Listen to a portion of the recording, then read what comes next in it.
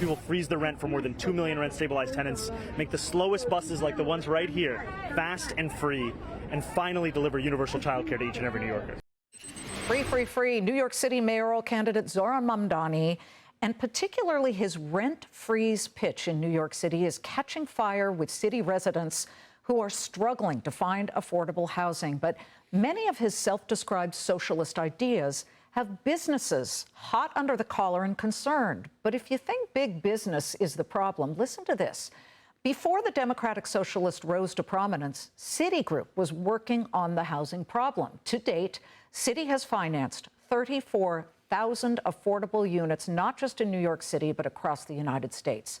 Joining me now, the former deputy mayor of New York City under Michael Bloomberg, Edward Skyler, who now heads up enterprise services and public affairs at Citigroup, and just met with candidate Mamdani. Did something happen? Did your head explode? I mean, what was he like? He's very much as advertised. He's very comfortable in his own skin. He's not confrontational, but he has his beliefs, and you have to respect the fact and appreciate the fact that he tapped into frustrations throughout the primary campaign that New Yorkers are feeling as far as being squeezed in affordability. I think the issue that I see and that a lot of the business community sees is that we just don't agree on the solutions. Did you offer solutions, and did he listen? Was he open-minded? I think he's in listening mode for sure, but he's made very specific, campaign promises about freezing the rent, about free childcare, about free buses that I don't see him walking back, nor did he give any indication that he would walk back. But he's, tapping into real frustrations. But we, me and I think others want to, try to present other solutions for him to achieve his goals, because we do have a serious issue with affordable housing in New York City. In the Bloomberg administration, we brought $25 billion to the table, some private, some public, to finance 185,000 units during the 12 years of the Bloomberg administration. So it is a real issue. Some estimates say that we're short about 400,000 affordable units in the city. It's a supply and demand problem. Freezing the rent is only going to alienate the private sector and the real estate community, which actually plays a critical role in financing and developing affordable housing. There is the belief, Ed, at least on behalf of some real estate developers, that making affordable housing is a no-money solution, that they don't really make much money on those. Is that true? I don't think that's true at all. And there are some very successful real estate developers, I think of Related and Steve Ross, who've been phenomenally successful by effectively using the tools of the private sector and working with banks, using tax credits, using the underwriting capabilities of entities like the Housing Finance Corporation in New York City to build affordable housing. The reason that it's affordable is because it is subsidized by the government, so that developers are going to basically offset the cost. And it's subsidized a variety of ways, whether it's tax credits or lending, and that makes it commercially viable. That's why state programs like what we used to have in New York, 421A, programs like City of Yes that Mayor Adams has been working on over the last couple of years are really important, because it's a true public and private partnership. When it works works well.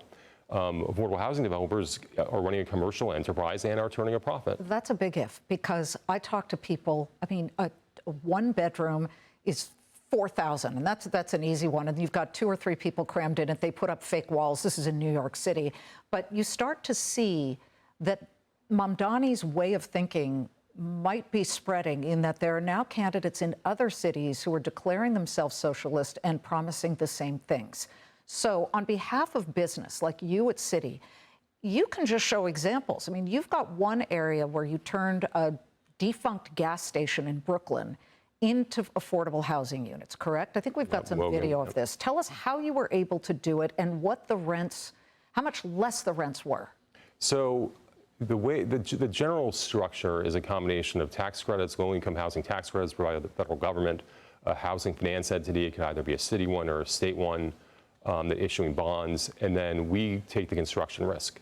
We will issue letters of credit and essentially construction lending so that to make sure the project is complete. And affordable housing is generally in different segments. There's, among the income span. It can be, you know, for people making $20,000 to $40,000 or $50,000 to $80,000. Sometimes it's targeted more middle class. Sometimes it's people of lesser income. And, you know, bringing all those tools to the table and working with a developer, a private sector developer, you're able to do these projects. In New York City over the last 5 years, we've financed about $2.5 billion that have led to the creation of 9,000 affordable housing units across the city. And banks, you know, like Citi, you know, stand by and continue to work with developers. And a matter of fact, in the tax bill that the president signed, there will be even more capacity to issue debt to finance affordable housing and additional tax credits. So the cities like New York should be able to increase the amount of affordable housing that they support. Well, you know, the problem with socialism is it works really well until you run out of other people's money. And it's not a great solution when it comes to actually making sure that you get more of something. When you offer free, you get less of it. Well, also, it all runs out. There are some other economic trends that have been going in New York City's favor since the pandemic. We lost about 500,000 people to other places. In many cases, lower tax jurisdiction locations like Texas and Florida, and we only gained some of that number back because of the migrant crisis. We have not created jobs at the same pace the rest of the country. Our commercial vacancy rate is higher than it was before the pandemic. So we've had we've lost people. We lose more of our share of higher income New Yorkers than any other city or state in the country. So we continue to think that taxing the highest earners, which, by the way, in New York pay 40% of the taxes, that 1% pays 40%, then we're just going to exacerbate that migration to other places. Right. Well, before we go, yes or no, could you work with him if he gets elected? We will absolutely work with him if he's the mayor of New York City. This is our home. It's been our home since 1812.